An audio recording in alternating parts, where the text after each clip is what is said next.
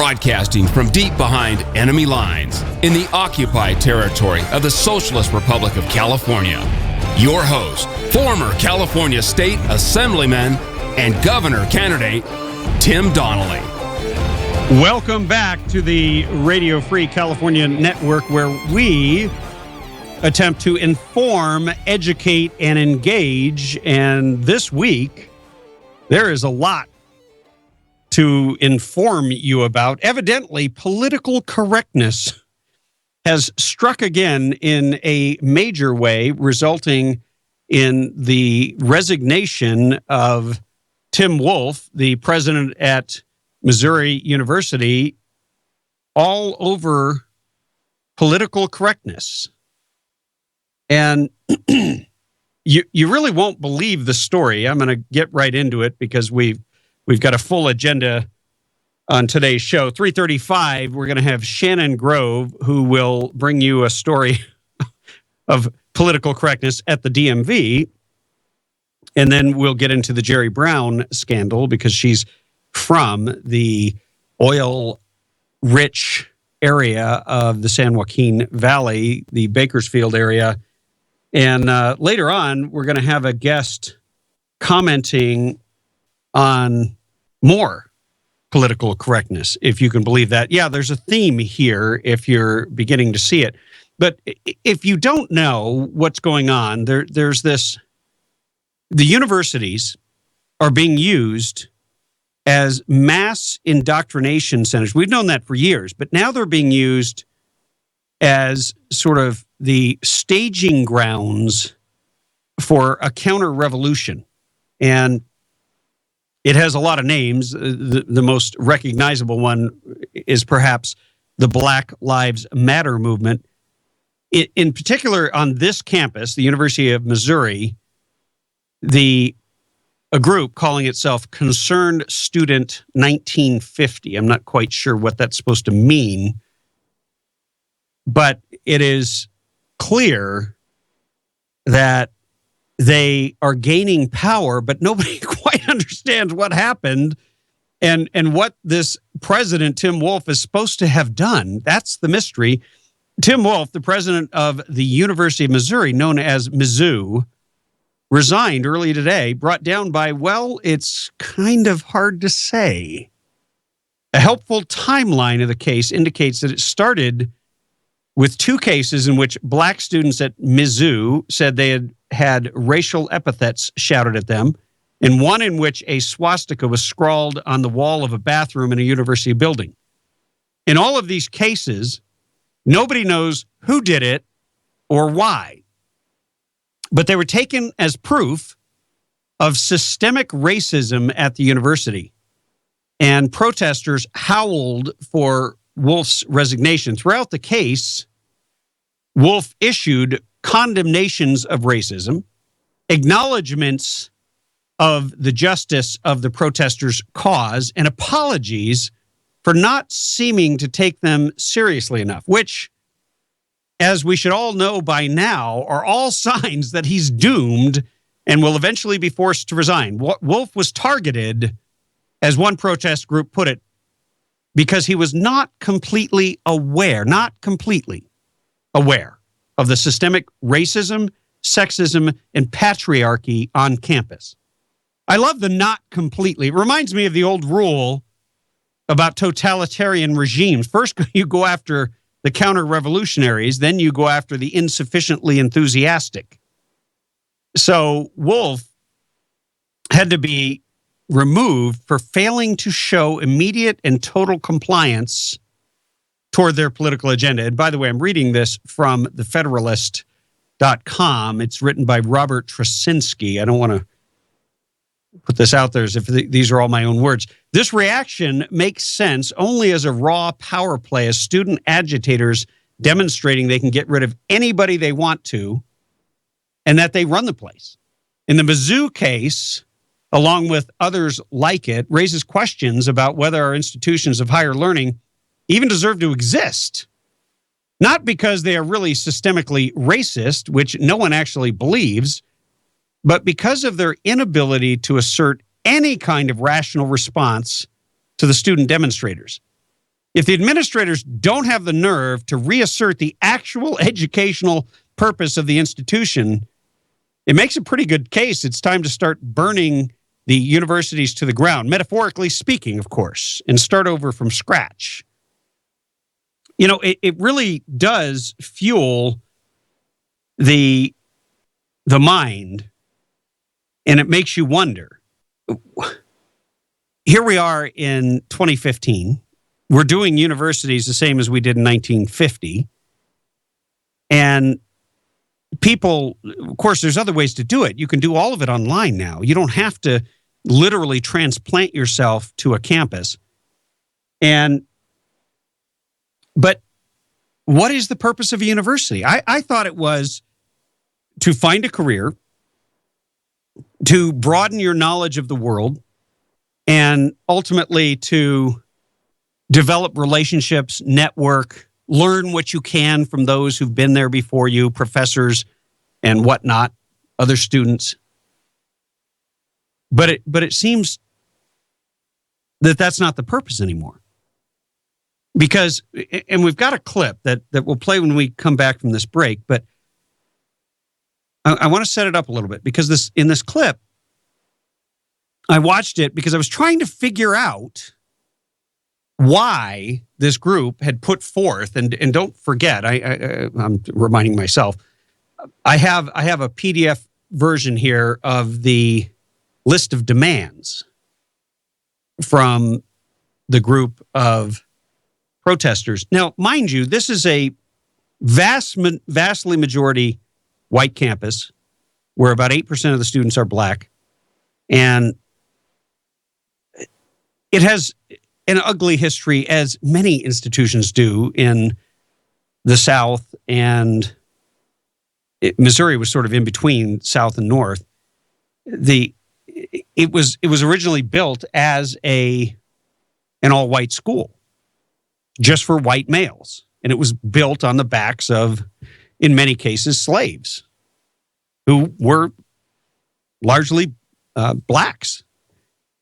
That's a fact. Now, did we fight a war over slavery to end slavery? Yes. Are blacks forbidden to go to the school now? No. But that doesn't stop this group of protesters who link arms in the middle of a parade and they block the president's car. So President Tim Wolf is it's like a red muscle car. And, you know, they're all convertible cars. So, of course, he can hear everything they're saying. They're using a megaphone. They're yelling and screaming. And the crowd is reacting because they want to see the parade. They really weren't planning to be lectured.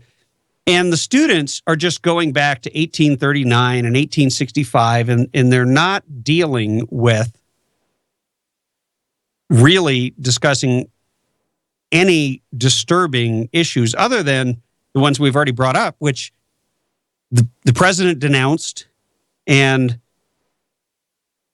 everybody understands that's not acceptable. But the question is, do you have a right, when you have a grievance, to do what they did? And then once you do it, at what point do you own any of the consequences? Because when you see this whole thing, they have basically hijacked the power of the university, a tiny minority of students, for something that is really hard to understand why they would be able to obtain so much power, except there was a skirmish that happened during this protest where the driver of the car, got into an altercation with someone. And so then if the president doesn't do something about that, then he's deemed to be endorsing violence, which is not, nowhere is that evidenced in his actions or his words or anything else. But we'll take a quick break. 323-746-TALK is our number, and we'll play this clip when we get back. Stay tuned. Welcome back. We were discussing the whole situation at the University of Missouri, which may be perplexing to many of you because the president resigned earlier today And he resigned amid massive denunciations and criticisms of him for the fact that in the middle of a parade, his car was surrounded and stopped in its progress. And we're going to play you a little bit of the clip, but he's basically subjected to a harangue and by the founders, this group. They're called the 1839 Built on Our Black, and they were interrupting the homecoming parade and particularly targeting President Tim Wolf. Go ahead and give it a listen.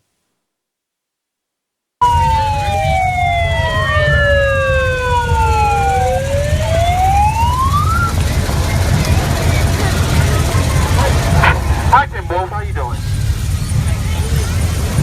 We're some concerned students at Mizzou. We have something for you. Go ahead, Ruth. Ashe! Power! Ashe! Power! Ashe! Power! Everything we do here is very quick, so I'm going to take my good time with this, but thank you so much for that reminder. Thank you for your patience. This is not an indictment of white folks, but it is an indictment of white structures and white supremacy. You can say that. In 1839, the University of Missouri was established as a flagship institution west of the Mississippi River.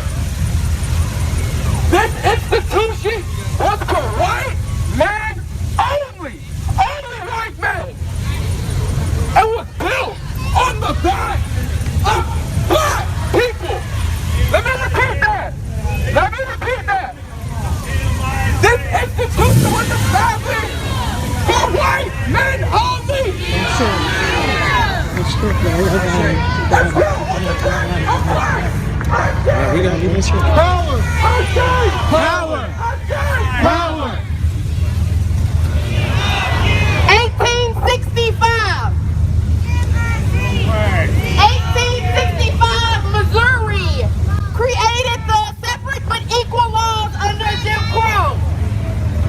These laws made it impossible for blacks to attend the University of Missouri.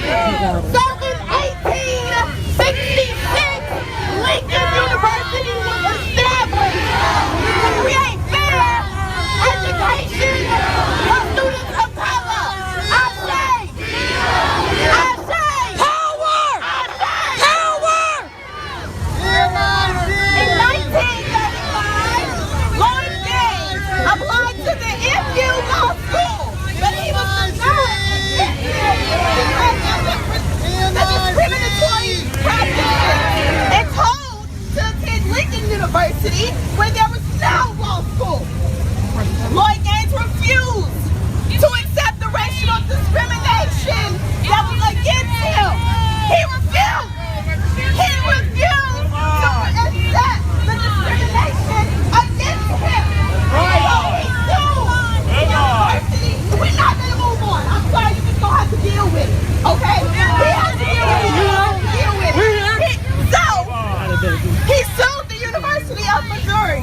And soon after he won his case, You got it, babe. he disappeared. You got it, Autumn? I say, power! I say, Power! say, Power! on. 1939, Lucille Wolford protested against the Well, it goes on and on and on. And I wanted you to hear the part where she says, I'm just here to educate you. And the people in the crowd came to watch a parade, a homecoming parade. They don't want to be educated on something that they don't fully understand. They don't have any frame of reference for.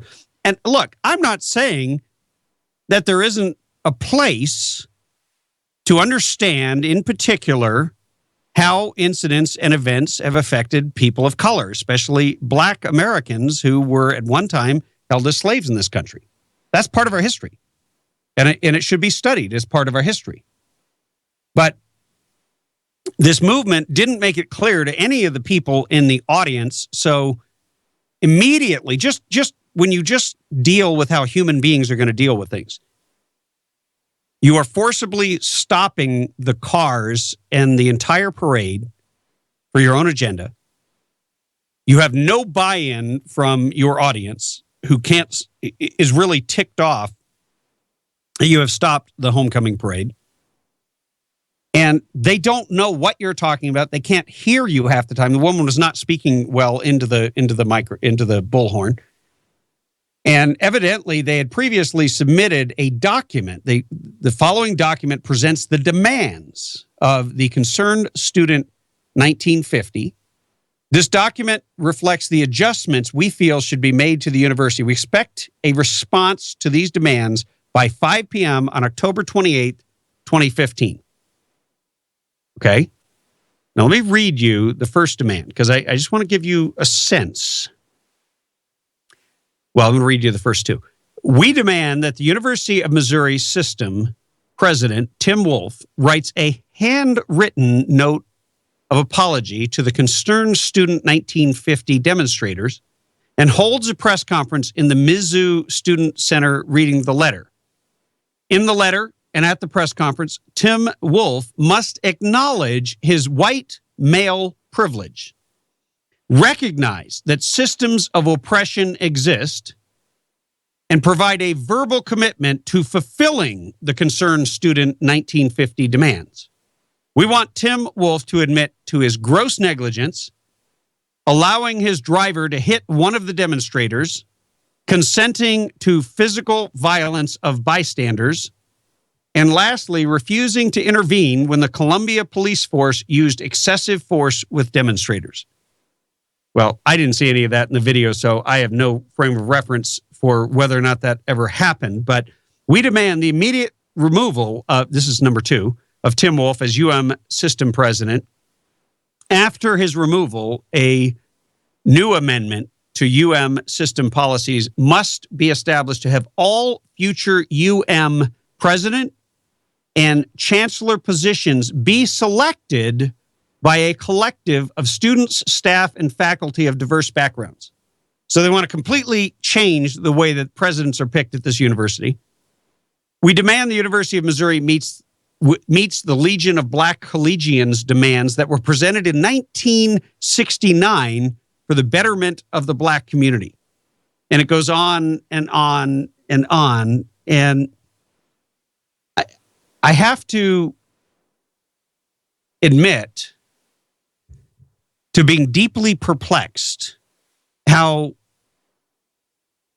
a group of demonstrators, I would get it if something had happened and someone was harmed and the university was protecting the person who had harmed them. I would get it that they were out there feeling this urgency to correct this and go after the person or persons involved and making sure that the officials hold them accountable.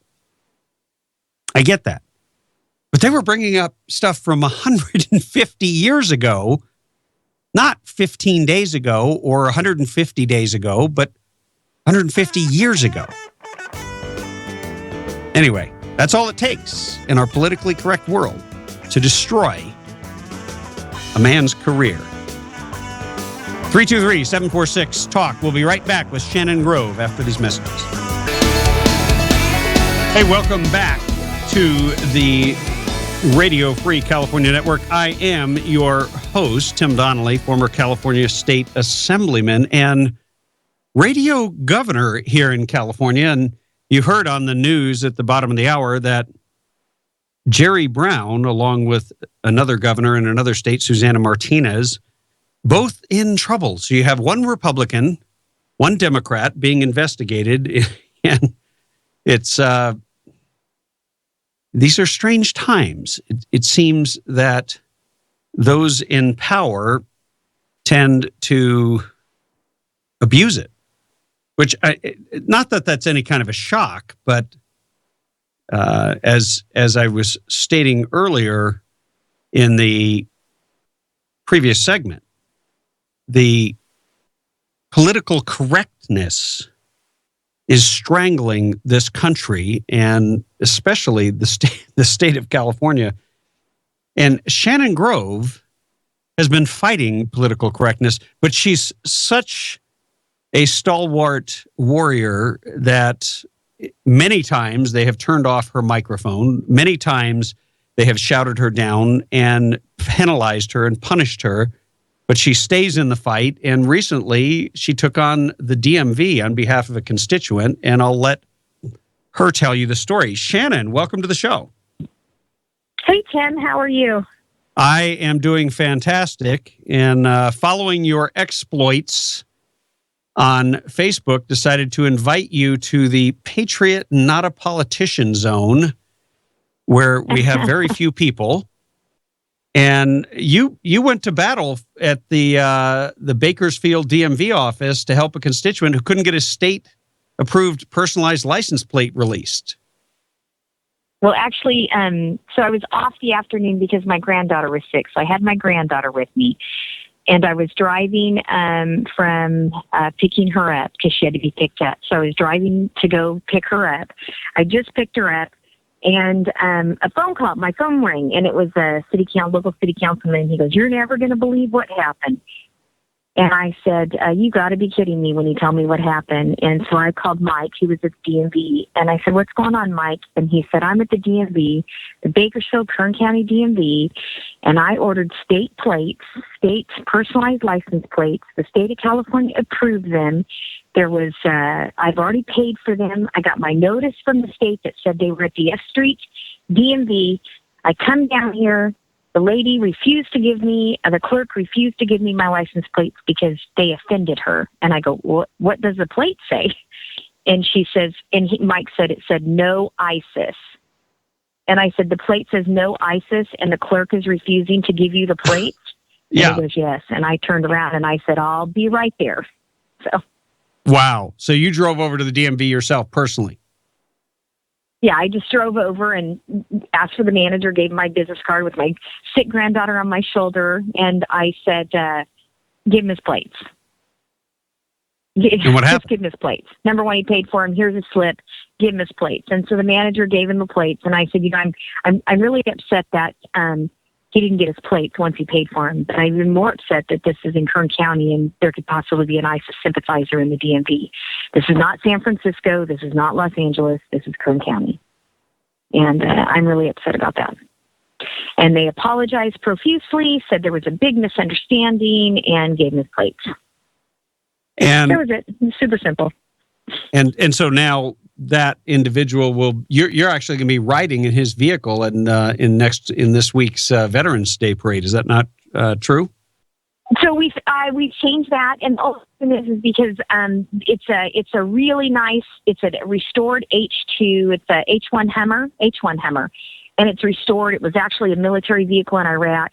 And it's restored. It's beautiful, but they want me in an open-air Jeep so people could see me because not inside the Hummer. So we did. Oh change yeah, that. yeah. Hummers But do tend to be kind of claustrophobic there. Well, it's shocking that would happen anywhere, let alone in Kern County. But political correctness is alive and well everywhere, and it seems to be strangling any kind of common sense or rationality within our political system and our political discourse. But I am so tired of political correctness. So tired of political correctness. Well, I have to ask you about another subject, given that you're quoted in an article at Breitbart about this latest scandal with Governor Jerry Brown, where he solicited a report from the Department of Oil and Gas and Geothermal Resources, which is also known as DOGGR, that basically polices all the permits and controls and regulates the oil industry, which is, of course, a huge part of your district. I mean, you're from Bakersfield, Kern County. You probably have more oil in your district than I would surmise than any other assembly person in the state. 79% of the state's oil is in my district. And you and I have had conversations about how difficult it has become to stay in the oil industry. And you gave me an example at one point that this unelected board, which is basically appointed by the governor and so is therefore controlled by the governor, that if you had an oil field that was 100 years old and you wanted to drill one new well in it, you would have to go through the permitting process as if it had never been developed at all. Yes, that's true. That's true. And so you have an It agency. is very difficult to get permits. Yeah, it's very difficult to get permits. But Kern County is doing something completely unprecedented. We are doing an EIR, actually. It's an environmental impact report. It is being heard at the County Board of Supervisors.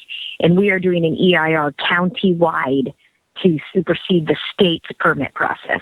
We're done with that. Nice. And we're just done with. The only thing wrong with Kern County is it's surrounded by California. Are you trying to get everybody to move from my listening area to Kern County? You know what I mean. I mean, we can get a building permit on the Tejon Ranch project in 7 days. No secret needed. We're going to do that with our oil industry. We're going to do that with our water. So it's just crazy that, you can provide jobs and provide a good business climate so jobs can thrive in Kern County, but most of the other states struggles. We're the number one agricultural producing county in the state, and we're the number one oil producing. So we feed and fuel the nation. And so I'm very proud of the district that I represent. But yes, I did hear from the Associated Press that Jerry Brown did misappropriate state resources to find oil or develop oil or see if there was oil on his family ranch. And I did make a statement that if what the Associated Press has published and Breitbart has published, if that is true, then the governor, number one, should know better because he's a lawyer, and I think he used to be a prosecutor. And number two, you and I both know holding office that you can't use state resources for personal use. So that is something that he knows and should have known. And if he did do that, then there should be an investigation. And if the investigation it has findings to it, then there should be a prosecution. Right, and in this case, it would be an impeachment. That's the course of action. It's pretty much the only remedy available. I think the most that will happen is that he would get a pretty hefty fine, unless the state of California, the citizens of the state of California, rose up and requested the other. But I'm pretty sure it's just if what the AP has said is true, and an investigation is launched, and if it is found to be true, then I think he would probably just get a hefty fine. Now, who would launch the investigation? Would that come from the FPPC, or would it have to be triggered by the Attorney General or somebody in I think it would either come from the FPPC or it would come from the FPPC or it would Department of Justice. I really don't know the whole structure on how that would be done.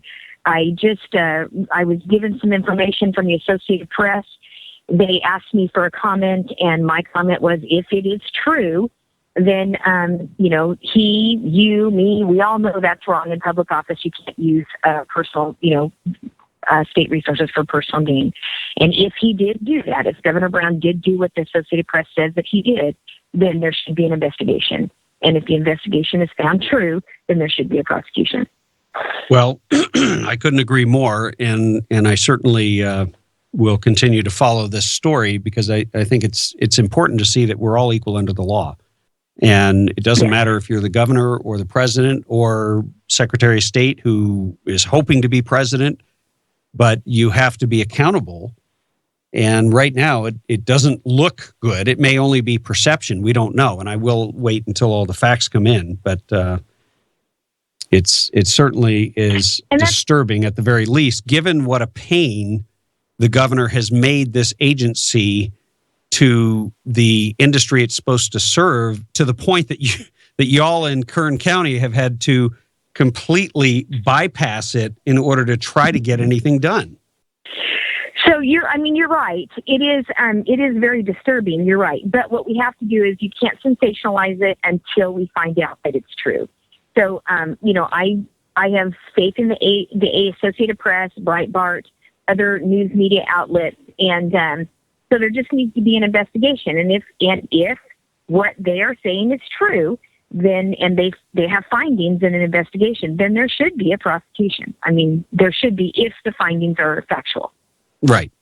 Well, on its face, the fact that the governor was able to get this report done within 24 hours of requesting it, and that doesn't happen for most people requesting it, that right there is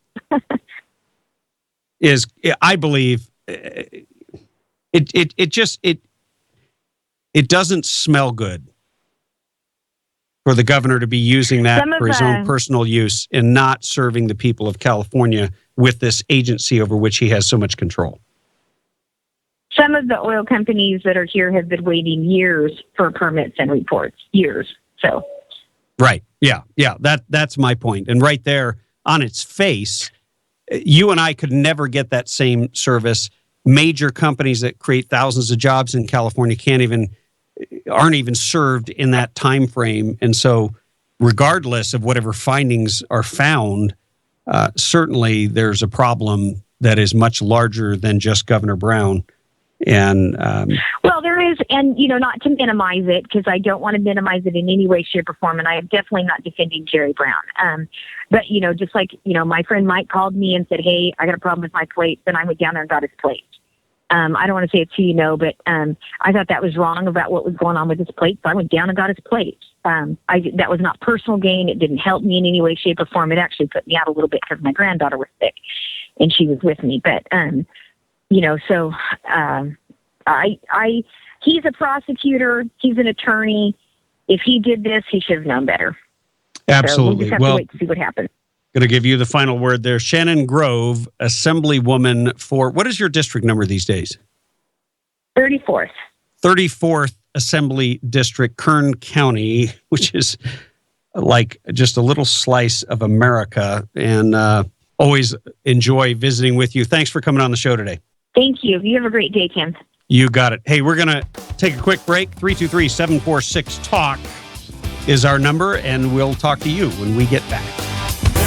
So Donald Trump hosted Saturday Night Live this weekend, and in spite of all the hoopla and protest, he brought a whopping 6.6 household rating. A 6.6 share is huge. This is the highest rating that Saturday Night Live has had in years, and it was 47% higher than the show that was hosted by Miley Cyrus and with a guest appearance by none other than Hillary Clinton. The previous high was held by an episode aired January 7th, 2012, hosted by Charles Barkley with musical guest Kelly Clarkson. But once again, the Donald comes and completely destroys the ratings, and I don't know what they do with that. I know the Republicans are so adamant about destroying him and about undermining him and about replacing him with somebody much more boring, and I don't know if it'll happen. And of course, at the very same time, the left-wing media, the left-stream media, is taking pot shot after pot shot at Ben Carson. We're going to have a columnist on, Daniel Payne of The Federalist. He's a senior contributor there a little bit later on in the show, talking about this war on Ben Carson. And he breaks it down, and it's very interesting to get into the details because it just lends itself to easy comparisons to what the media is not doing to Hillary. Here you got Ben Carson, and he's the wrong kind of black candidate. Yeah, everybody's thrilled to have a black president. Everybody supposedly got over their racism and white guilt and whatever else contributed to, supposedly, according to political pundits, contributed to us getting a black president. I think we got a black president because he was a good speaker and the other guy sucked. It's that simple. And I never thought of him as a black president. I just thought of him as a very dangerous president, a man who wanted to fundamentally transform the greatest country on the face of the earth and turn it into God knows what. And he's still doing it. And he's still got another, 15, 18 months, something like that, however long it is, until his final day on January 7th or January 20th of 2017. But it is fascinating to watch the double standard, the abject hypocrisy, and I was ashamed that this character, Larry David, took the bait. He was a writer, co-writer at Seinfeld. It took the bait and called Donald Trump a racist and yelled something out because the illegal alien activists offered a $5,000 payoff. So they wanted to smear his appearance, and he was the one who picked it up and decided to, I don't know, make a name for himself. I thought he already had a name. Well, we will continue the discussion when we get back. 323-746-TALK if you wish to be part of it. Hey, if you just found us, you have found the Radio Free California Network. I am Tim Donnelly, your host, former California State Assemblyman and radio governor here in California. We've been talking about all kinds of things, mainly long, winding thread through the entire thing is how political correctness is strangling our political debate. And, it's funny because we watched it with the CNBC debate and we watched the fallout. The fallout, that was a watershed moment, in my opinion, in modern American politics. And we've needed a watershed moment for quite some time. Because now you have a bunch of the campaigns who have told the national GOP to go pound sand. They basically said, look, you guys screwed everything up, and we're gonna take the ball from here. We don't need your help. So you've got a debate happening tomorrow night, Fox Business Network, excuse me. And it's kind of funny. There's an article in Politico. Fox Business Network, the host of Tuesday's GOP debate, has its claws out. Not for the candidates, as its moderators vow to stick closely to the issues, but for its more famous competitor, CNBC. Tuesday's encounter will be the first GOP debate since the CNBC debacle on October 28th, after which multiple campaigns blasted the moderators for losing control and asking gotcha questions, while Republican National Committee Chairman Reince Priebus dismissed it as a crap sandwich. Well, that's really great language from the national so-called chairman of the GOP. Thus, FBN, Fox Business News moderators Neil Cavuto and Maria Bartiromo insisted in Politico interviews that they're aiming to be quite different from CNBC and seem to share the sense that CNBC's questions veered from the strict substance of the issue. My goal is to make myself invisible, Cavuto, one of the three moderators for the primetime debate, said in an interview last week, that I'm not the issue, that we're not the issue. The answers to what we've raised becomes the issue. Bartiromo sounded a similar note. After that CNBC debate, I realized I knew my marching orders. It was clearer than ever what my marching orders are, and that is to help the viewer, help the voter better understand what each candidate's plan is. Is it a realistic plan? Can it work? And how is it different from the next guy or gal? And that's what I plan to focus on.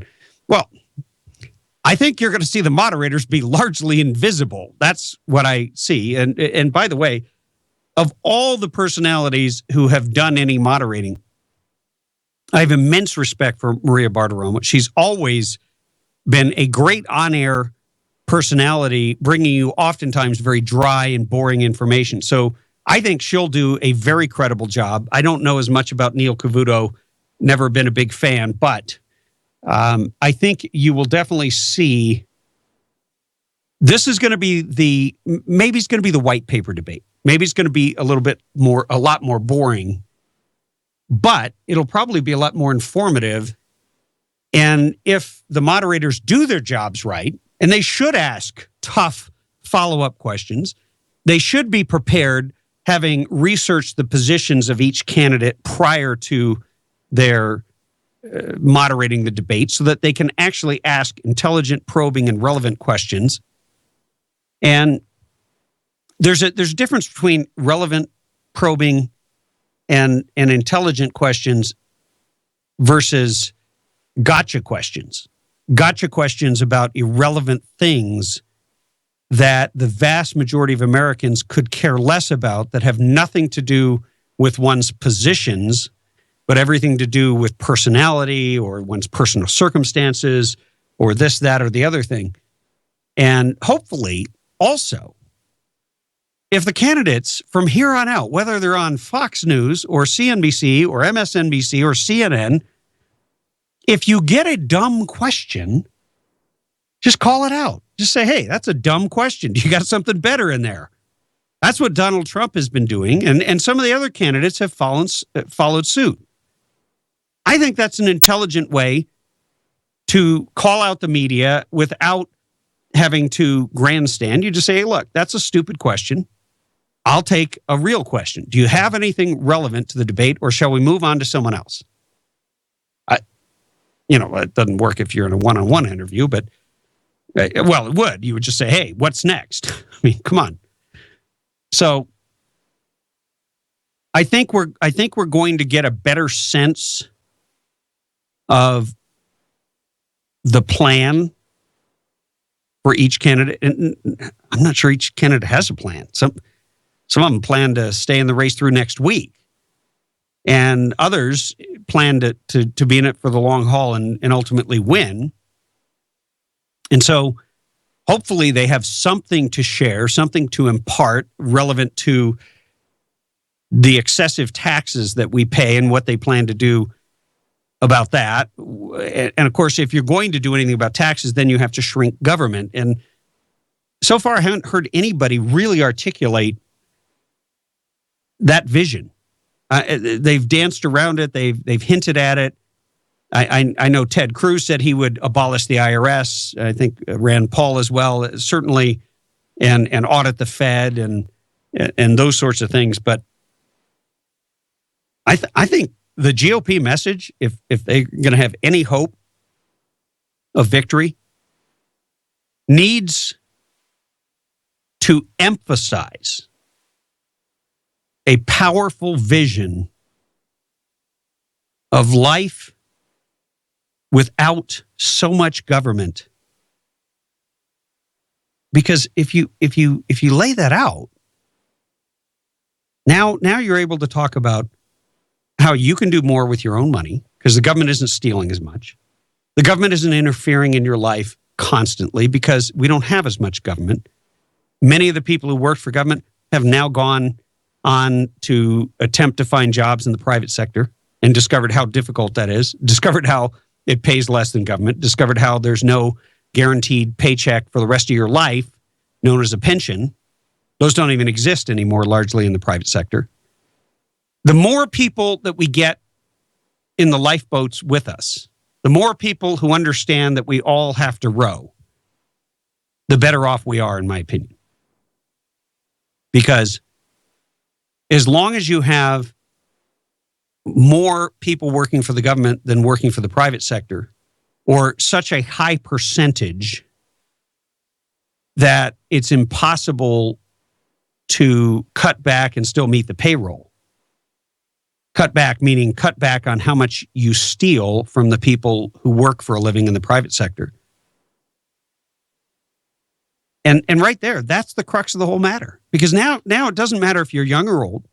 Doesn't matter if it doesn't matter what color your skin is. Doesn't matter what your religion is. Doesn't matter whether you're gay or straight. Doesn't matter any of that. It matters whether you care about your own future. It matters whether you care about the future of this country and freedom. And the whole thing comes down to the money. It's that simple. And if you aren't willing to talk a plan for how you envision retaking that freedom for the average American and restoring some sanity and balance and putting money back into the pockets of those who the government took it from, and shrinking and redefining the role of government from cradle to grave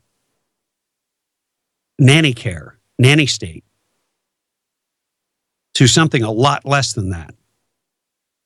Whatever it is, if we were having that debate, which right now we're not, but if we were having that debate, I think you might actually get the American people excited because there's something in it for them. That's the key. Nobody cares to hear your opinion on politics if they can't put themselves into the story.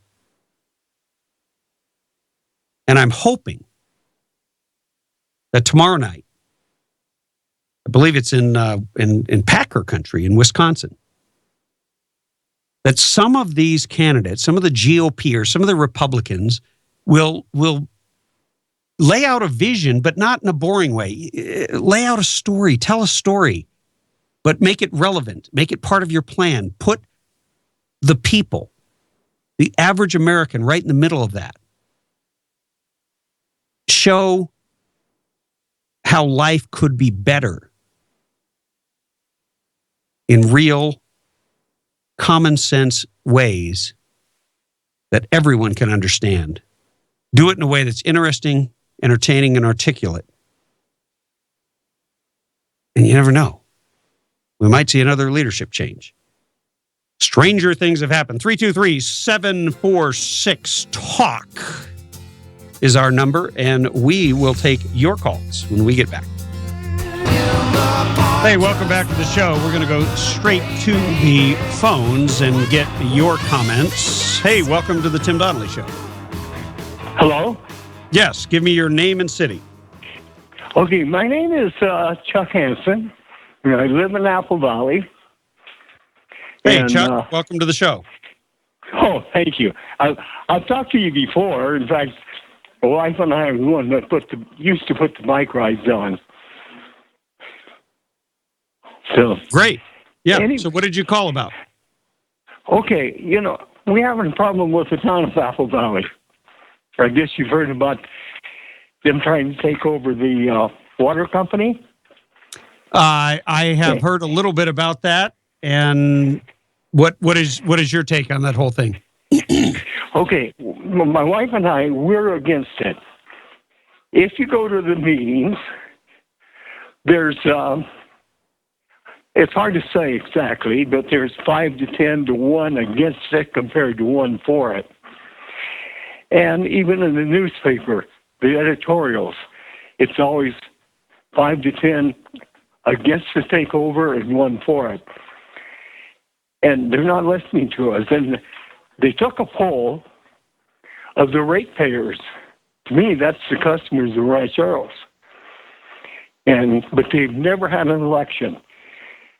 There's people I've asked to have an election, and we've had several others. Chuck, what is your objection? I don't think most people know what you're talking about when you say the takeover of the water company. Can you explain that? Well, it's costly. They've already spent big bucks, and there's going to be a lot of attorney fees, and we don't even know how much it's going to cost, the final cost is going to be. And besides that, what has government taken over that they've succeeded with? Right. So what you're referring to is the town of Apple Valley taking over the Rancheros Water Company, the Apple Valley Rancheros Water Company. And so the government would be in control and in charge. And your point is, and it's hard to argue, when government takes over anything, they make a lot of promises, and generally costs go up, not down, because government always hamstrung by bureaucracies and regulations and fear of lawsuits and all kinds of other things. So it's not counterintuitive to think that all the promises of rates going down, that they might go in the opposite direction. Is that what you're saying? Yeah, in fact, they've never said the rates would be lower. I thought that was the big issue, though. That's what I've heard. The scuttlebutt is that the big impetus was to drive rates down because rates keep going up, and of course, rates have skyrocketed across the states since Jerry Brown decided that if you take a shower too long, that somebody has to pay, somebody has to be penalized, somebody has to be fined. And so, we're dealing with a scarcity of resources by financially penalizing people and also by raising rates. I mean, that's part of what happens in a supply and demand economy.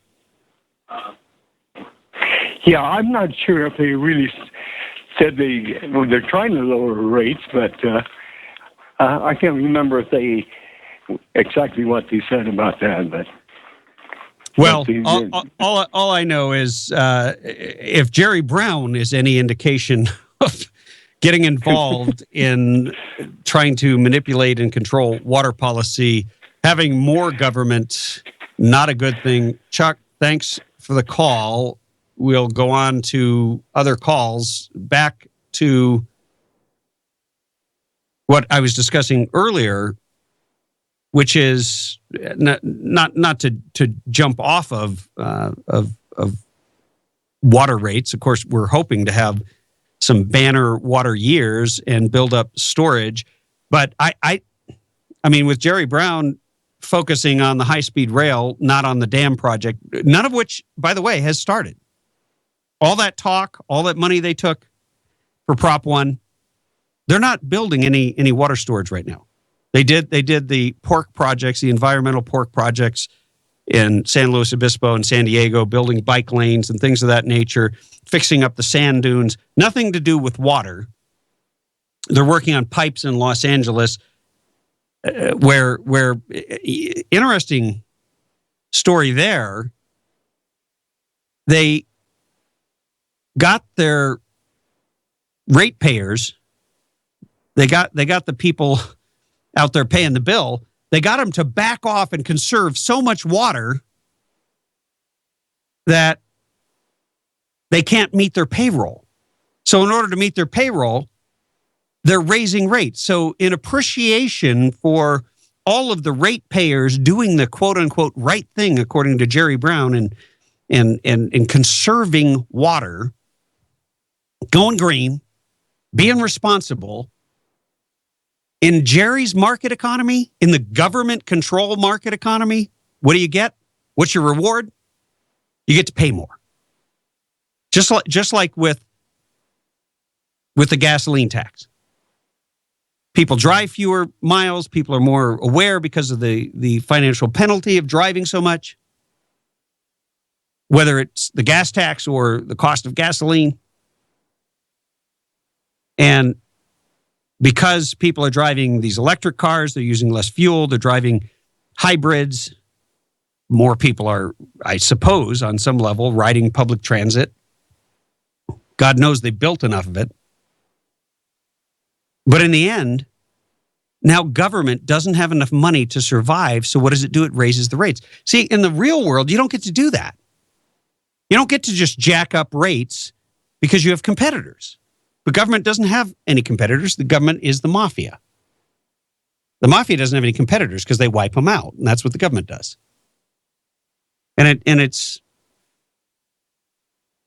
This is a big reason why we see guys like Donald Trump and Ben Carson skyrocketing in the polls.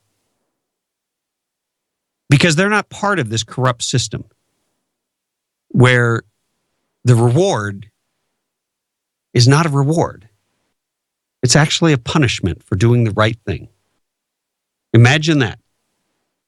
No wonder nobody wants more government control over their health care because it's doing the exact same thing. It doesn't matter whether you're talking about healthcare, whether you're talking about water, whether you're talking about any resource.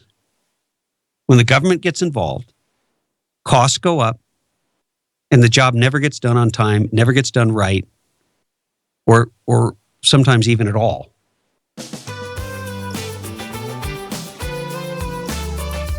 323-746-TALK. We'll take more of your calls, and we've got Daniel Payne coming up, top of the hour. Stay tuned. Switching gears here momentarily.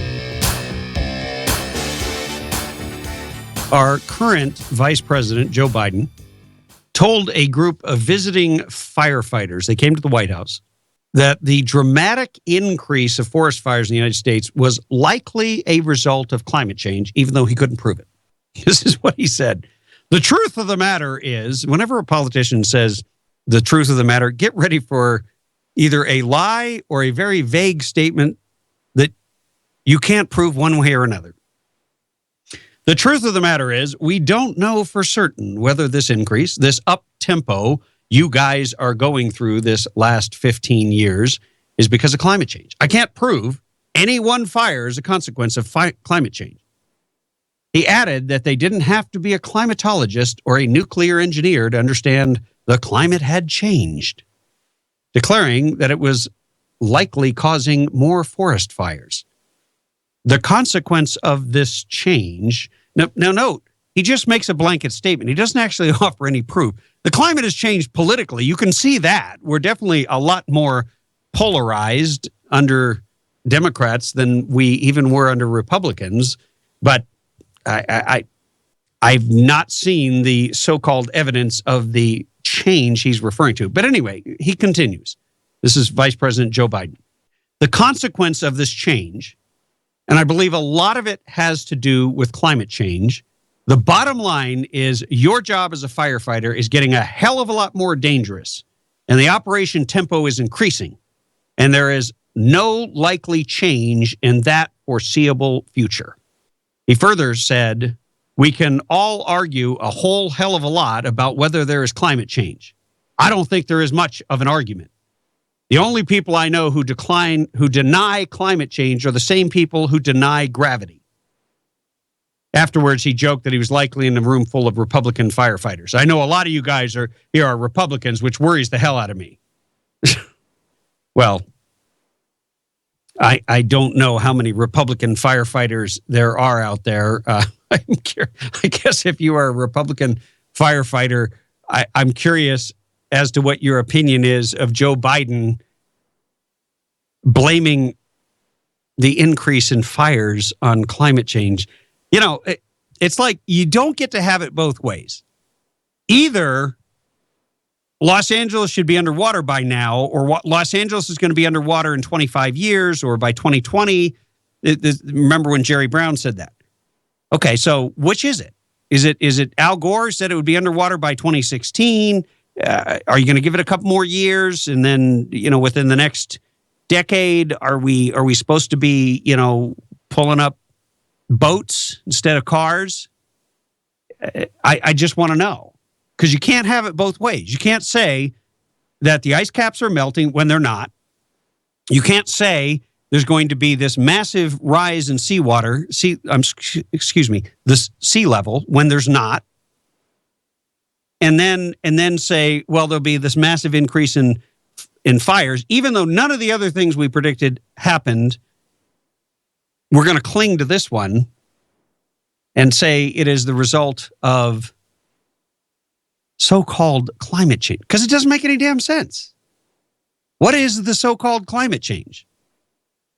The temperatures have gone down for 12 years, then they started to creep up a little bit, but there is no clear hockey stick graph of direction. That turned out to be a big, fat lie. It's as big a lie as the whole Black Lives Matter movement. Black lives do matter, by the way, but the movement is a fraud because it's based on things that didn't happen. And unfortunately, facts do matter in the end. And when you say hands in the air when that never happened, then you're perpetuating a fraud.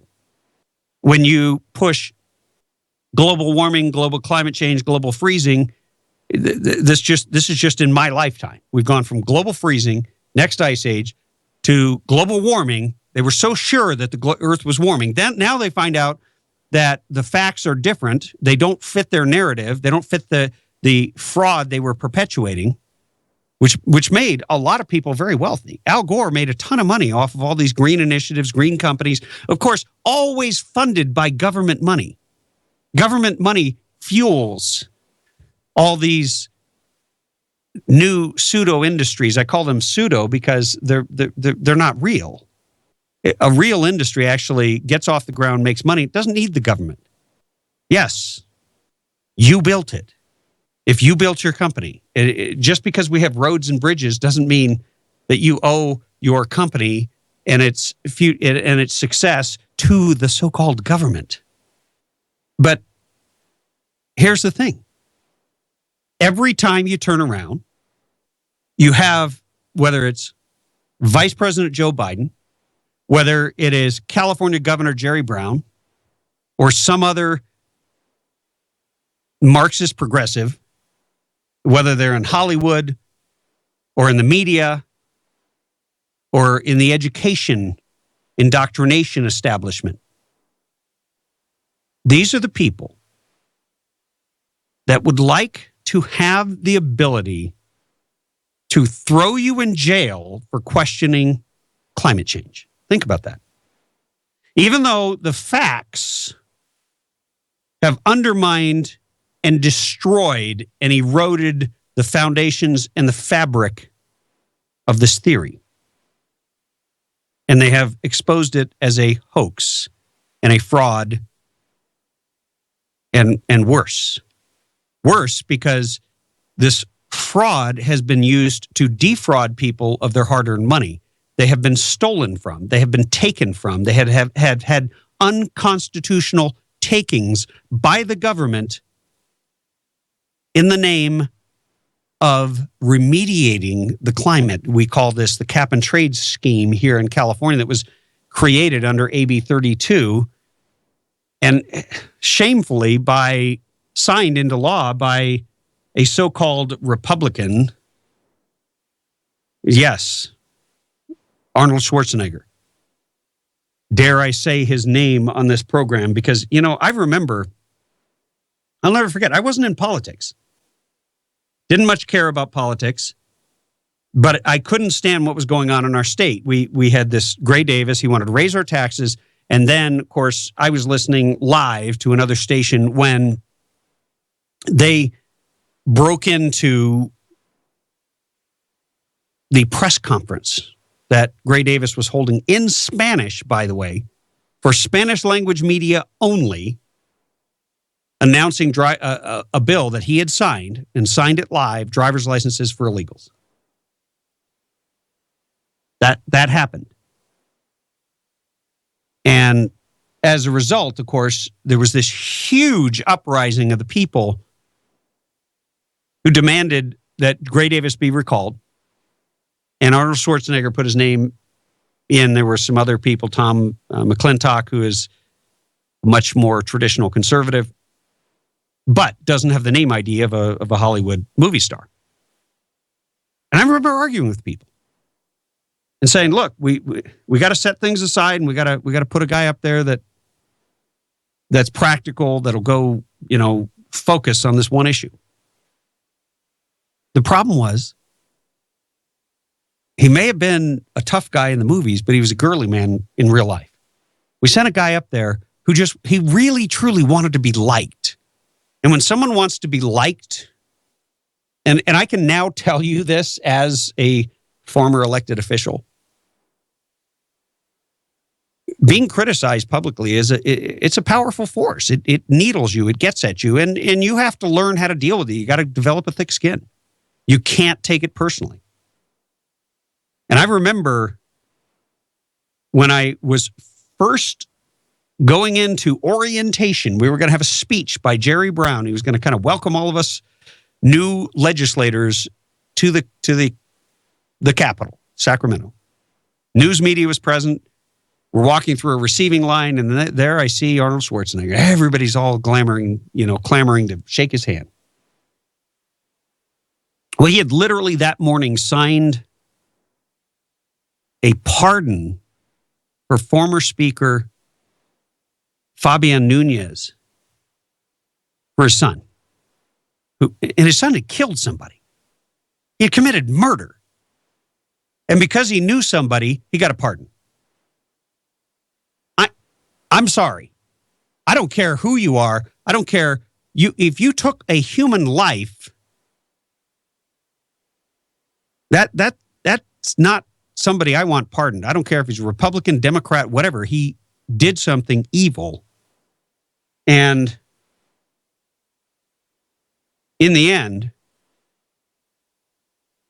I didn't want to shake Schwarzenegger's hand. And that was long before we found out about all the other scandals with his nanny and everything else. But it was, here was this great hope that we were going to have somebody in office who got it, who understood it, who would go, just like we feel right now with Donald Trump and Ben Carson and someone. We want someone to come in there and blow up the boxes. Those were Schwarzenegger's words. Change the way government works. But if you can't get over that powerful yearning to be liked. See, I've always looked at it very simply. You can be loved or you can be feared. That's the Machiavellian metric. And what I figured out is you will be, the political establishment will fear you if you don't care about being loved. And surprisingly, even if the media hates you, a certain percentage of the people will love you. And you see this happening with Donald Trump right now because he has taken such a strong stand on a number of issues that are very important to the people, but the media always dismisses and minimalizes and marginalizes the views of the vast majority of Americans and makes them feel as if their viewpoint is illegitimate. And that right there is going to be a very, very interesting. It's going to be an interesting year in politics going into this presidential election. I'm going to take your calls right when I get back from this break. So if you're on hold, stay on hold. 323-746-TALK. Welcome back to the Radio Free California Network. We're going to go straight to the phones. We've got Dennis from Pinion Hills. Dennis, welcome to the show. Yeah, hi, Tim. I just want to put my 2 cents in on the global warming thing and Arnold Schwarzenegger. You know, I remember when Arnold Schwarzenegger pardoned that individual, and the first thing I thought is, you know, what a snake. You know, that really, the man has no integrity when you go and do something like that. And then, you know, jumping on the bandwagon with the global warming thing, it makes me sick to my stomach. It made him it made him the star at all the Hollywood parties he went to, because almost everyone in Hollywood, you know, thinks this is the greatest crisis since the beginning of time. You know, it's absolutely insane. You know, people are force-fed all this information on TV, internet, whatever. You know, I learned about global warming about 30 years ago. My parents are from Montana. I used to go out to my uncle's farm, go out there. He'd take everyone on a little tour when you first got there, spend a couple of days, and one day he says, let's go dig seashells. So we went out to this part where there's a lot of fossils and different things. So there's thousands of seashells out there. Well, obviously it was underwater thousands of years ago. It's, you know, it just proved to me the Earth works in cycles. The Earth warms, the Earth cools. It's common sense. But most of that happened before mankind was even on the Earth. I mean, that's the part that it was before anybody was keeping any records. Yeah, we got records from 100 years back, 150 years, and that's it. It's just absolutely ludicrous to buy into all this malarkey. Then on top of it, you know, if people want to buy into it, don't con them out of their money too. At the same time, you know, at the carbon taxes and all that crap. It just amazes me. You know, Well, I just don't get it. it's not just money. I mean, when you create a scheme that employs a whole lot of bureaucrats, and then those bureaucrats are funded by a stream of money that is stolen from business owners. So their capital is confiscated. It's channeled through some secret corporation, out-of-state corporation, no accountability. It's not subject to any transparency. The money winds up all over the place. It's funneled into this project and that project and the high-speed rail and buying up people's farms because they're distressed. And next thing you know, they steal the water rights and channel them, siphon them off to the cities because they want people to live in urban areas. See, now you're pushing an agenda and an ideology that had nothing to do with what they said this money was going to be used for. Mm-hmm.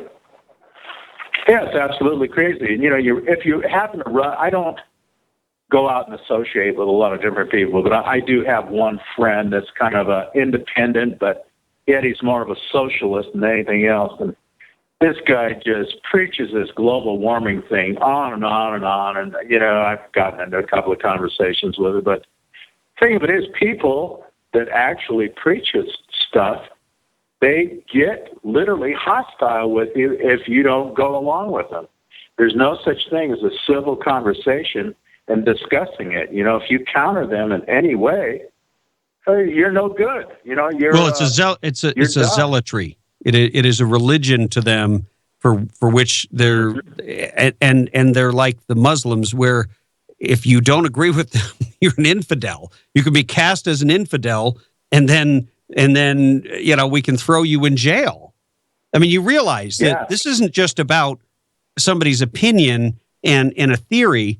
They want to translate it into the ability to throw climate deniers. So I would probably be one on the top of their list because I have spoken the truth about this from the very beginning. They would want to throw me in jail for spreading my denier beliefs. Well, you're branded a hater. You know, when people start calling you this and that because you do not agree with them, I see it as somebody with a real deep mental illness. If they cannot take an opposing opinion, it makes the other person look very weak.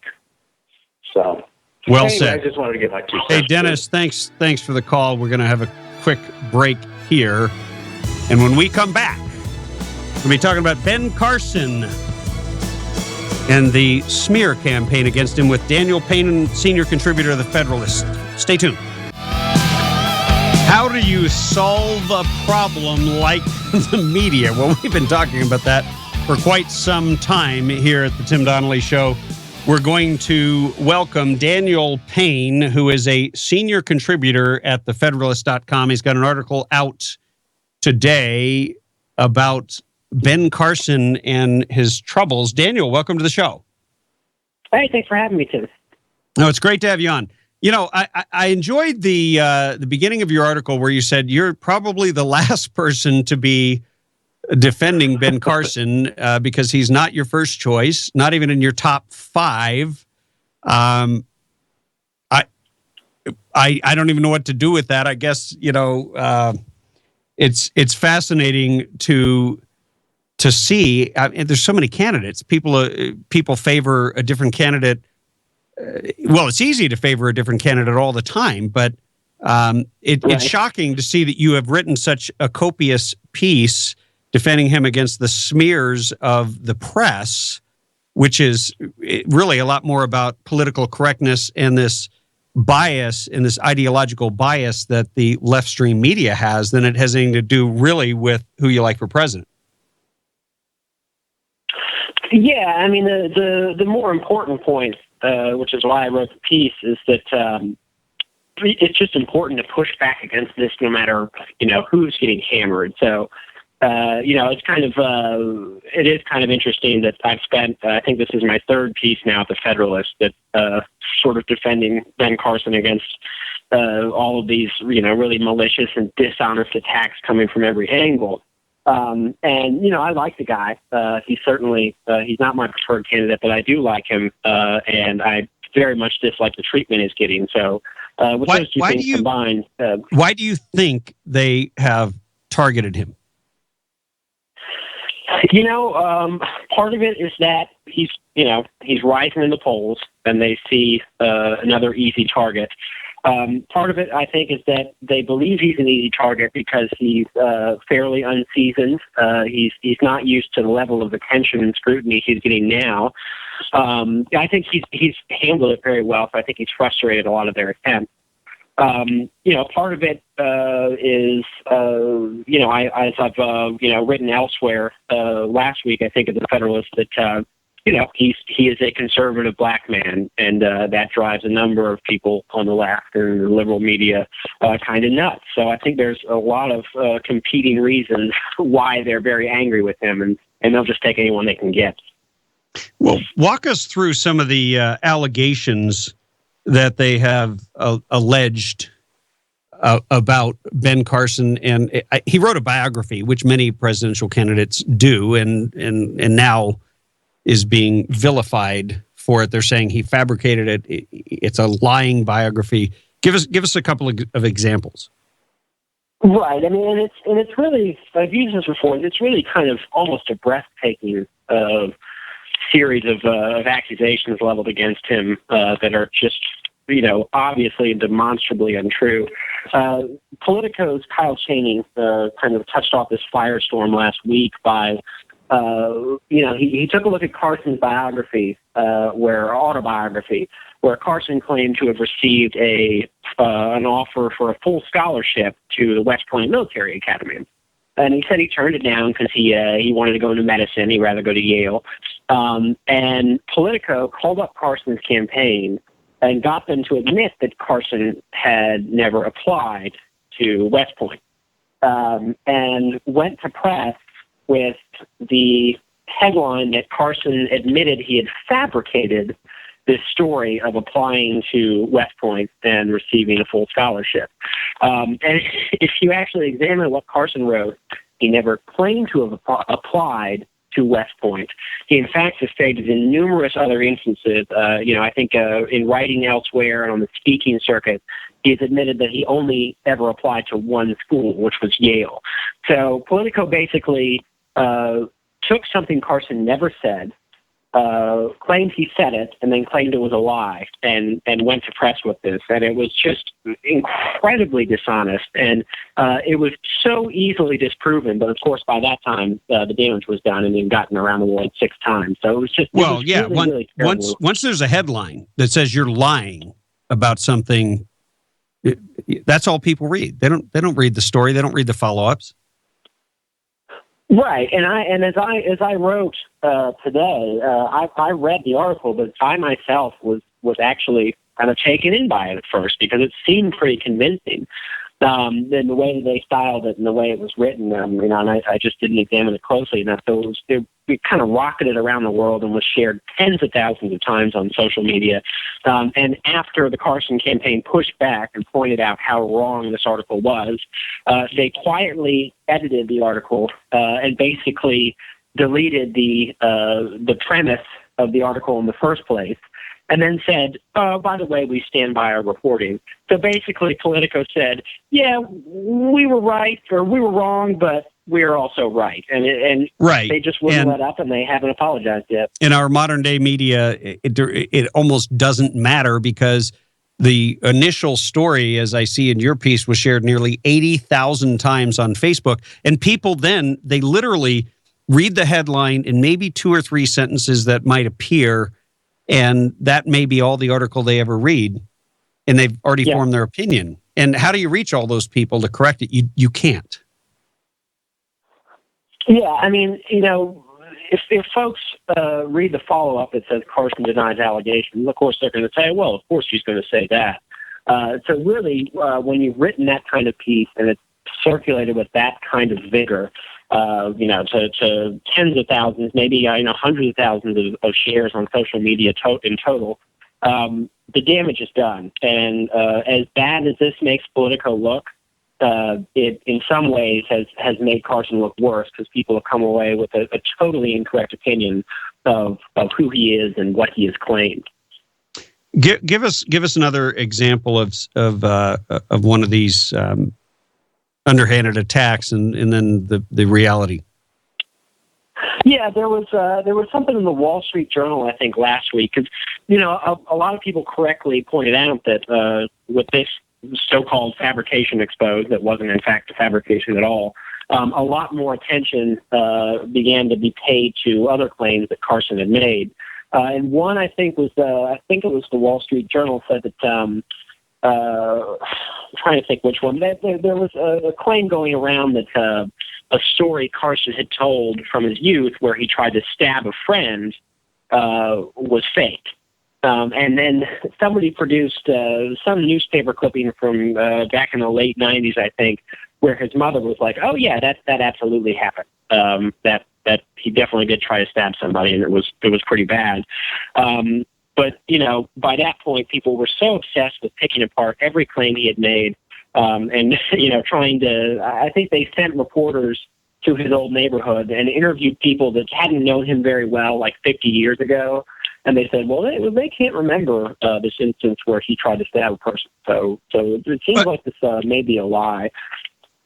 How do you prove a negative? How do you prove something never happened? I don't get it. The absence of evidence was taken as at face value. People have pointed out, and this go on. When I was in school, in high school, I was regularly attacked by. I was sort of an intellectual. I would walk down the hallway reading a book, and I worked, so I wore really nice clothes, and I wore blue jeans that Jordache. Okay, they were supposed to be chicks jeans or something. I don't know, but whatever. I liked Brooke Shields, so I wore Jordache. Anyway, there's nothing wrong with that. Right, but I had a guy that called me a derogatory term for homosexual, and I flipped out a switchblade and went at him just wanting to scare him, and I just barely nicked his neck, and nobody else in the world would know that because nothing ever happened. He never told anybody. It wasn't anything other than something that almost happened in reality. And so for Ben Carson, I don't see how it's just everybody has something like that they're grateful didn't turn into something else. And the fact that he was honest about it, I think, is a credit to him. Yeah, and there was a guy I went to middle school with who I recall one day snapped over something and wrapped his hands around a kid's neck and was strangling him. And it just, it was brief, and then they split up and they, kind of forgot about it. And this guy today is the nicest guy in the world. Would never expect him to do anything like that. And I doubt there are many people, aside from the kid that he kind of assaulted, that would remember that happened at all. So, you have people with things in their past. Bad things sometimes happen. People get over it. People reform. And then to come back half a century later and interview people that may or may not have known this person very well and assume that they are the definitive record of what happened, it's very troubling that was taken at face value. And it says something fairly bad and troubling about the state of our media. Absolutely. Hey, we're talking with Daniel Payne. No relation to Thomas Paine, are you? Unfortunately, I don't think so. Okay, spelled a little bit differently. I wish. Senior contributor at Federalist. We will take a quick break, and we'll be right back with more about the smearing of Dr. Ben Carson. Stay tuned. Hey, welcome back. We're talking to Daniel Payne, senior columnist, senior contributor at Federalist.com. He's got a great article up, How Do You Solve a Problem Like the Media? And we went into a couple of stories where the media has literally fabricated things out of whole cloth, entire headlines, shared them all over the media and the internet, social media, and then had to retract them. How do we prevent, because you give a couple of points in your article, which is up at thefederalist.com. How do we prevent this from taking hold? How do we what's the antidote to these false and disparaging stories from taking hold in the first place? Oh, sorry, Daniel, I had you muted. My bad. My bad. Start over if you would. You got me now? Yeah, I got you. That's all right. Good. Yeah. Well, like I was saying, earlier, I myself was kind of initially taken in by this recent Politico attack on Ben Carson, and afterwards I kind of reflected on why that had happened and how one might go about avoiding being swept up by stories that are suspect or even outright false. So the three things that I sort of highlighted today were the first is to be skeptical of stuff you're reading, especially in the mainstream media. All the big papers and the websites and news networks and everything, anything you're watching or listening to. Especially when it involves conservative politicians, conservative activist efforts, conservative issues, because the media is very, very unreliable about reporting on those things with any fairness or accuracy whatsoever. So just be skeptical when you're kind of engaging in that kind of media. The second one was read things and listen to things and watch things very critically and carefully. The problem with Politico was that they had taken something Carson had never claimed and said that he had claimed it. And anyone who was reading closer than I had at first pass would have seen that they were making an allegation that obviously was not true. And if you had actually, gone over the phrasing and the way they were structuring things, you begin to see how this deception was pulled off. So it's very important to just make sure you're reading things very closely. And then the third, and I think this one is very important, is to read the source material of anything that's being cited or debated. If a study is being brought up, if in this case, like Ben Carson's autobiography, if books being brought up, refer back to that, the passages being quoted and the relevant statistics or whatever, and see how it matches up. Because one example I used was for years we've been told that, this so-called campus rape epidemic that's being hotly debated right now, that the vast majority, maybe 90% of these rapes occur from a very small number of serial predators. And that's been repeated as gospel for, since 2002, I think, so about almost a decade and a half. And when some folks at Reason.com actually went over and took a look at the study that kind of inspired this statistic, they found out that it was pretty much junk, and that it seemed like this study wasn't related to sexual assault on college campuses at all. So this statistic was allowed to be repeated for almost 15 years because nobody had bothered to take a look at the source material. So if you go back and actually examine that kind of stuff, you may find that what's being reported is in fact very far from the truth. So it's important to look into that too. Wow. Yeah. No, we've done that on this program many times, including claims about firearms. Anything to do with firearms, there's this whole narrative in the media that is so emotion-based and virtually fact-free. It's a fact-free zone. Yeah, it's really with guns in particular. There are a number of hot topics, and guns are right up there with the list of things that you can almost be guaranteed that they're either just going to get wrong or just outright lie about. That is also a very important topic to look at critically. Yeah. So, in terms of Ben Carson's presidential run, do you think this has hurt him in a significant way, or do you think he can survive this? I think my theory is that this is actually going to help him to a certain degree. It certainly made me more sympathetic to him, although, he's still not my preferred candidate. But certainly to those who are on the fence, who believe he's been unfairly treated before, and folks who are just kind of disgusted and turned off by what happened to him. I think that at least in the short term, we're going to see a not insignificant boost in the polls for him.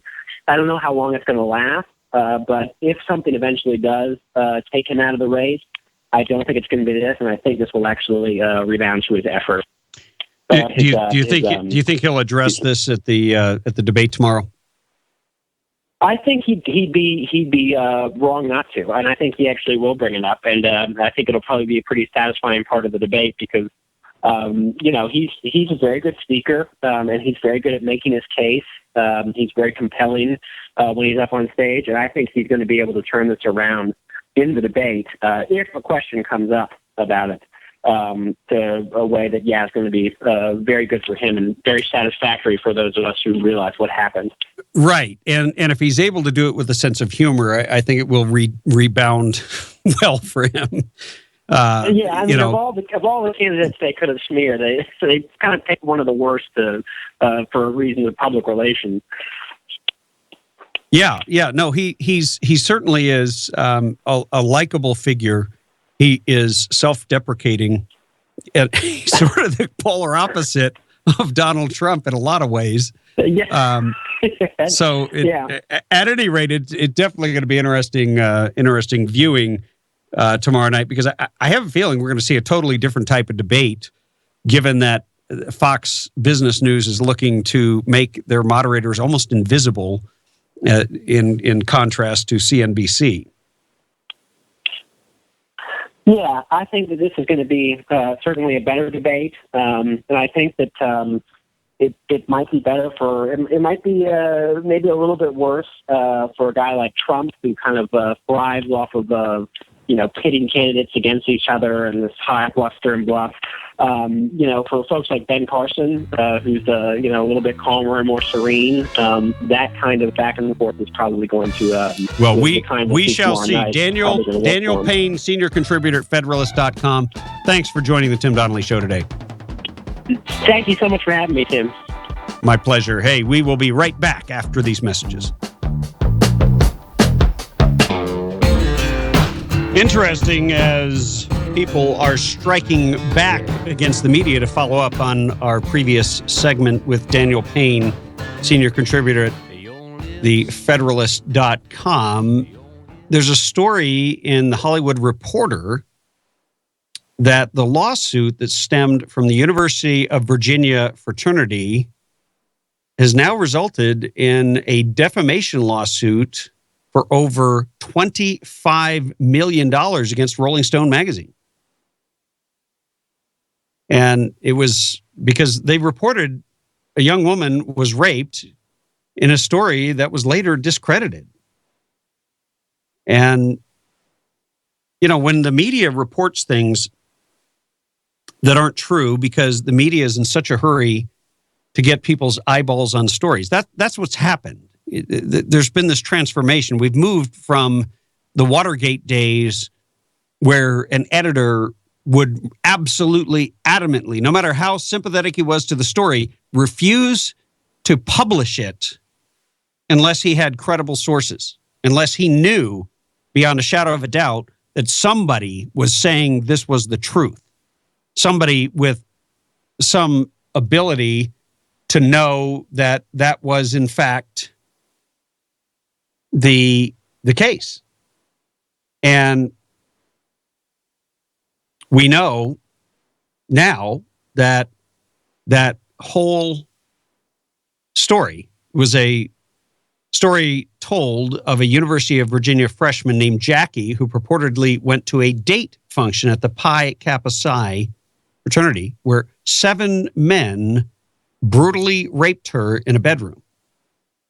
Details quickly emerged, challenging the accuracy of the story, leading to the publication to a commission to review from the Columbia Graduate School of Journalism, which found the publication had failed to conduct a basic, even routine journalistic practice in reporting, editing, supervision, and fact-checking to confirm Jackie's story, which then was officially retracted several months later. But by then, the damage has been done. I mean, that's the bottom line. And in today's world, where we have social media, we have the ability to sort of become our own channel to broadcast information. You got to be careful. You've got to make certain that what you say can be backed up. And if you're spreading a story that you haven't even checked out, you haven't even read, you haven't even looked at the details, you can be called out and you can be held accountable. So I just wish that we could get more lawsuits against more publications, which would then result in those publications actually putting in place some of the old school methods of confirming the truth. Because you don't want to spread a story that isn't the truth. You don't want to be out there pushing a narrative that is false. We have enough of that. And unfortunately, what happens is you have somebody who is in a rush to beat somebody else because there's major competition with, and a lot of times it's blogs, but now it's the major newspapers and television stations that want to be the first to press. And the first to press is not when you print the story and publish it in tomorrow's paper. It's when you publish it today online and you tease people. You might give them a shortened version, but you're the first one out there. So then it gets shared all over social media. Then you get a second bite at the apple the next day when you have the full story, and on and on and on. And sometimes you tease people and then you make them pay for the full story. There's all kinds of models. But what happens is the minute that there's something out there that's juicy that people realize will lend itself to going viral, you have tens of thousands of blogs and bloggers and different people who make it their business to spread stories. And oftentimes they'll take a part of the story, link it to their website, put it on their website, and then put a link at the very end back to the original source because you want the eyeballs to go to your page. And that drives modern day media in the digital age. It isn't like it used to be. It isn't just selling your ads in the Sunday paper. You sell way more advertising online now, but you can't sell the advertising unless you can prove to them you have X number of unique visitors every month to your site. How do you get X number of unique visitors? Well, you've got to have viral content. You've got to have content that people have to look at. And it doesn't really matter if they only click on it for a second. They're able to measure all that. And that equals ad dollars. And that equals how you survive in today's media environment. And so it lends itself, it sets itself up. It's a system now that is designed to promote false and misleading stories. The falser and more outrageous the headline, the more likely that the story will be shared. And the more likely that the damage will be done as intended. And of course, you don't have them out there doing viral things with Hillary Clinton. You don't have them out there digging up the actual dirt. We don't have the president's men being investigated, or in this case, the Secretary of State's women, or whatever. We don't have Woodward and Bernstein digging deeper and deeper and deeper into this and then bringing it out in a newspaper and having the whole nation shudder that at the thought that somebody in authority would dare behave this poorly. That somebody in authority would allow lives to be destroyed, that would allow people to languish like they did in Benghazi without any assistance while the Secretary of State was spinning truth to her family and lies to everybody else, except for two world leaders. I mean, that is a serious story that is being seriously ignored. Her email scandal and the national security being put at risk is a massive, serious story that is being seriously ignored. But the media is all over Dr. Ben Carson and the fact that they want to say that he lied about having an incident at 14 years old that kind of made him look like he's a little bit crazy, you know, and I don't know what that does for his image. But, you know, every young man, every young woman has some story in their past where they've done something foolish, foolhardy, and absolutely, completely insane. What we thank God for is when we survive those things and we're able to live to tell about them. Or they go awry like his did and mine did, and there's no consequence because the worst didn't happen, and thank God. But when somebody comes along and says that never happened because we couldn't find anybody to corroborate the story, and they have the power of the press, they have the power of the pen, which is something that is sacred, that is given to them and entrusted to them. It's in the First Amendment. The power of the press is in the First Amendment. And I don't think journalists today, I don't think the people who are putting out the news hold that in reverence. I think they just see it as a means to a paycheck. Now, there may be a handful who really take it seriously, but I would posit that the vast majority now they're just like robots. They're just machines. They just crank out stories, get it out there on time, beat the other guy, put a viral headline on it, and go home and start again tomorrow. Truth be damned. It's all about how many eyeballs, how many shares, and how much it's going to add to the bottom line in the ad revenues so that I can stay employed. And you know, you always have to have a balance between your pecuniary interests, meaning money, and your mission. Nothing wrong with getting paid for doing work, but it's the quality of the work. That's all that will matter in the end. 323-746-TALK is our number. We are talking about political correctness. And if you make it in on time, we might let you opine. Be right back. That cross with honor, 'cause freedom don't come free. I'm an American. Freedom isn't free. That's right. We need to be grateful, and we need, you know, part of the gratitude that I think that we need to show those who have put their lives in harm's way so that we might actually live and breathe and walk and raise our children in a free country is we got to take a stand for them here at home. It's very simple. And it does. It starts with this media. It starts with walking the media back and pushing them back and challenging them every chance we get. Now, I have a story. It's not quite as serious, okay?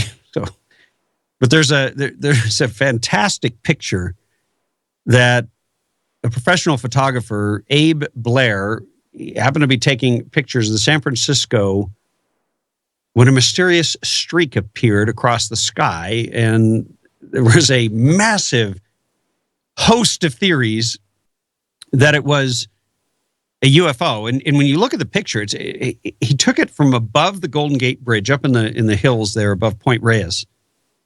And it's a gorgeous place. We stopped there when I was running for governor and took some incredible pictures of our bus and our family and everything. But it's this bluish light, and it has sort of a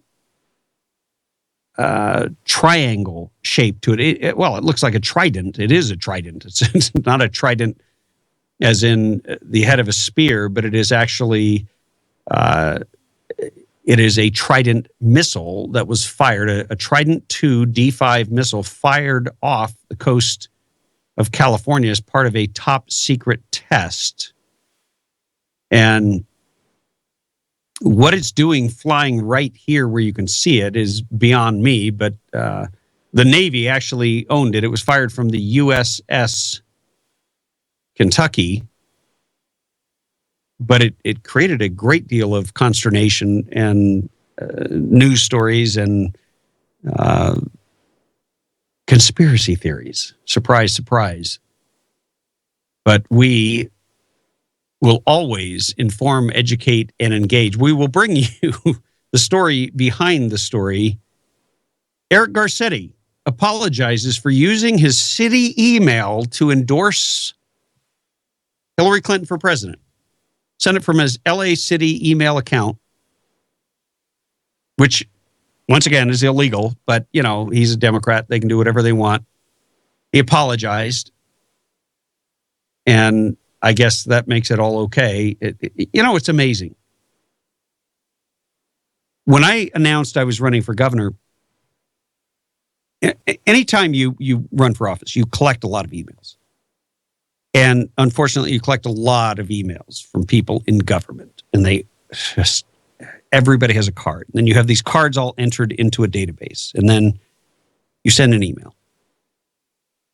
Well, within minutes of sending the email, I was reprimanded by the speaker and by the sergeant at arms and by a whole bunch of people within the government that I had sent my campaign announcement to some government emails. Now, I didn't send it from a government email. I sent it from a private email, from a campaign email paid for by our campaign.